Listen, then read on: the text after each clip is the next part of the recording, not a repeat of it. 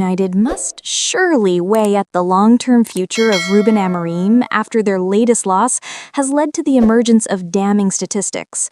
The Red Devils' recent resurgence ground to a halt on Monday night as they were defeated 1-0 by Everton on home turf, despite the visitors playing for over 75 minutes with 10 men. Premier League icon Matt Letizia told Football Insider last month that Amorim could still be under pressure at United if he doesn't sustain their recent upturn in form. The Portuguese had seemingly navigated his way through the many calls for him to lose his job earlier in the campaign, but after Monday's defeat, he has managed to reach a new low in his time at the helm. Manchester United's recent revival under Amorim hasn't been without its problems so far, and many of them were clear to see yet again on Monday night. The 40-year-old insisted after his team's 2-2 draw at Tottenham prior to the international. First of all, great to see you and congratulations. What does it mean to you to be on the Hall of Fame at the LMA? Of course, I'm very flattered, I'm very honored. But more important than that is my happiness to see some good friends, especially this older generation, the generation before my arrival in England.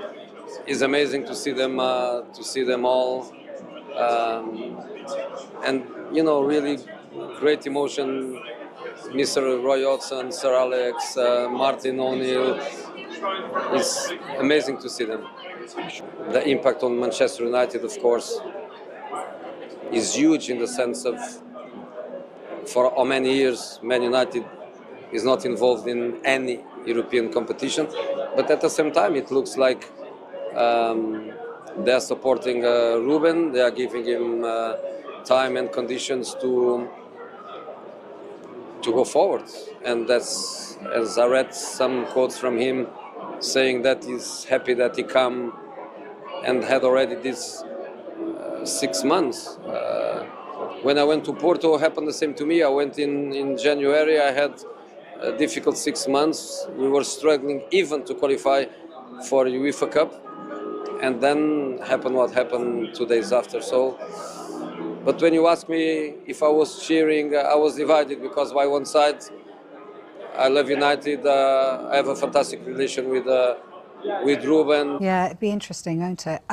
Look, you know, it was almost like dubbed the My Way derby because it's both these managers were doing things their way, you know. And Ruben Amorim has been as kind of confident in what he believes in as much as Ange Postecoglou, hasn't he? But he's not getting the results with it. I mean, we've got a bit of a graphic to show you. His points per games ratio is actually not great if you look at it, 0.92.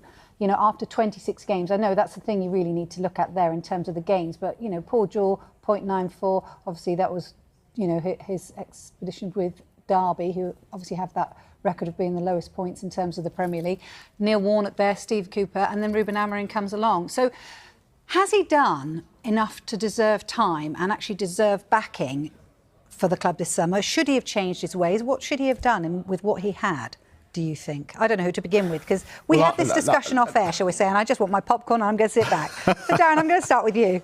Well, listen, my mind has changed. It's kind of fluctuated on this, and I don't think there's anything binary about it, but I am very much of the opinion that you can have a system and you can believe in that system to have got you to where you are, but those numbers are not good enough for Manchester United, regardless of who the manager is. Those numbers are not good enough.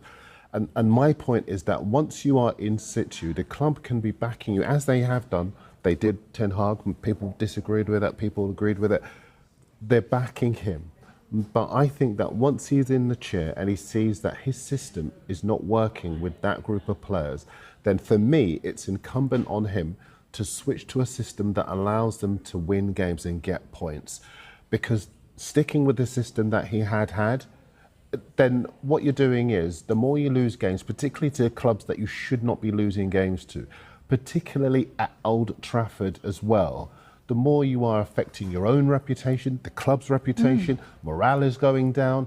And for me, it just seems really counterintuitive to be pushing with something that you can start again with in pre-season when you've got your own players. We know he didn't want to come this season. We know he didn't want to be saddled with the Frankenstein's monster of a squad that United have